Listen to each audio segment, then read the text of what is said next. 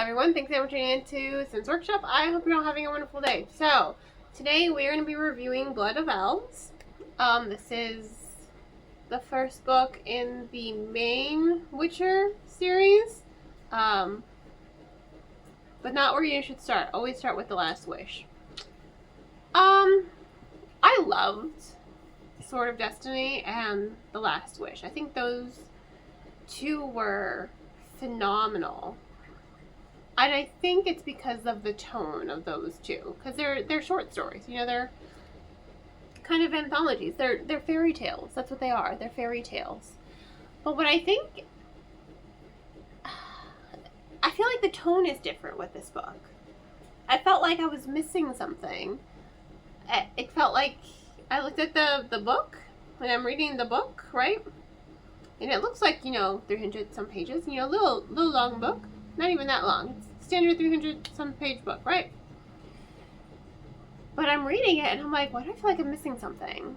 And I think it's because something did get lost in translation. And I know online a lot of people have said that there's a lot that does get lost in translation. So I'm pretty sure that's why I felt like I was missing something. Because when I got to the end of the book, I was like, that's it? That's how we're ending the book? That's it? That's how we're ending the book? Don't get me wrong, I liked it. I just wanted more. I really do feel like I'm missing something that I wasn't missing in The Last Wish, and Sword of Destiny, And I think it had a lot to do with the tone, because it felt like a very different tone. I understand that it's, the start of a series, This book kind of ends on a cliffhanger, right? So, yes, no, kind of.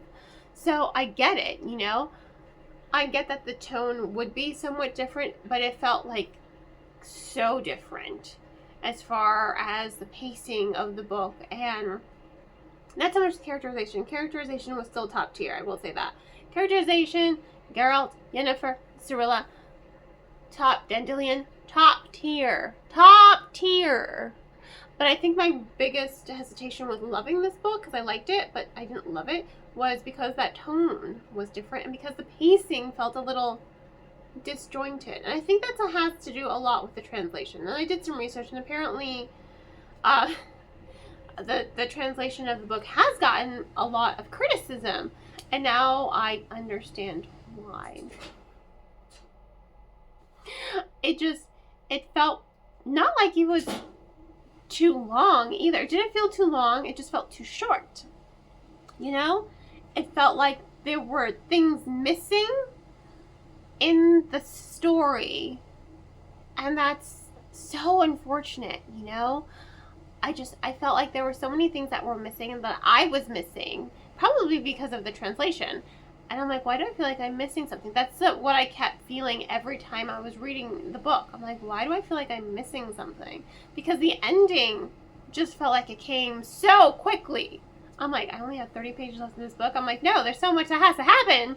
I understand it's 5 or 4? 5-book series, right?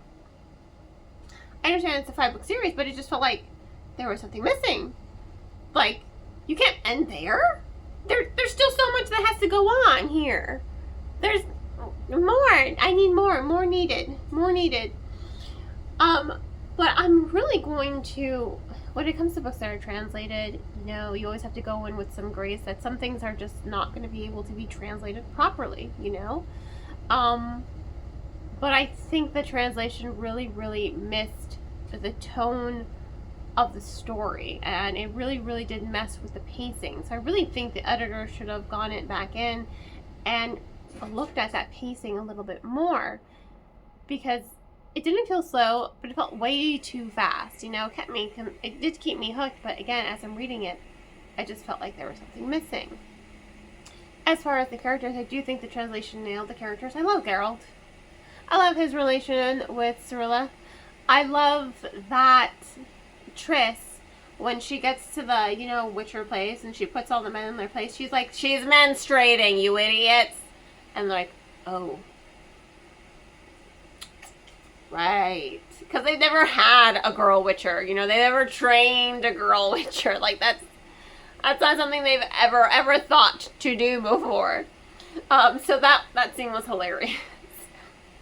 And Geralt's like, yes. That. Menstruating. That's a thing. So, that was funny. And I liked Triss. You know, I really like how young Cirilla is in the book. You know, you definitely know she's experienced some trauma in her life, you know, and you see that reflected, that she wants very much to be a witcher, that she wants to learn to protect herself. She wants to be a fighter, and she doesn't want to just protect herself. She wants to protect other people so that people do not find themselves in the same situation as she was when her home was invaded and, you know, absolutely destroyed, sending her on the run. So, just the overall characterization, Yennefer's amazing. I love her. And I really liked her dynamic with Dandelion in the book, in the beginning of the book. I'm like, this is cute. I love you guys. I think it was just, I think the characterization was probably the best thing about this book. You know, the characterization was on point. You really do get a voice in the sense of who these characters are and the relationship. However, you're going to miss that if you do not read The Last Wish and Sword of Destiny first. You have to read those first, because otherwise you're going to miss so much backstory that's really, really important for this book. Do not start with Blood of Elves. I am begging you. Don't do it. This is a book you need to read publication order first. Last Wish, Sword of Destiny. You have to read those two first before you read Blood of Elves. Otherwise, you're going to be so absolutely screwed. Absolutely. And I liked that it does build off of those two books. You know, I do enjoy that. I just think that tone and the pacing really just made me feel like I was missing something. Like there was something else that happened in the story, in these chapters, that was just taken out. And I'm like, why do I feel like I'm missing something? Why do I feel like a big chunk of the story was just ripped out of the book? Which kind of really sucked. But I still overall enjoyed it, and that's mainly because I like the characterization, and I like Yennefer and Cirilla and how their bond forms. And I like the growth of Cirilla as well, and how she really comes into her magic.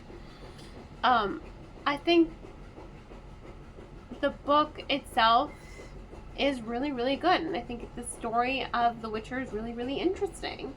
I just wish I didn't feel like I was missing something important. Like, that's really just it. And also, I felt like it was too fast. It ended too quickly, and I wanted more. More! Hopefully, soon I'll get to finish reading the rest of the books. They're on my library cart, which is an improvement. They made it from my closet to my dresser to my library cart. Progress. I have a lot of books, okay? Just, at least I'm reading them. In any case, thank you all for tuning in. Please don't forget to like, subscribe, and share with all your book loving friends. I hope you all have a wonderful rest of your day, and as always, happy reading.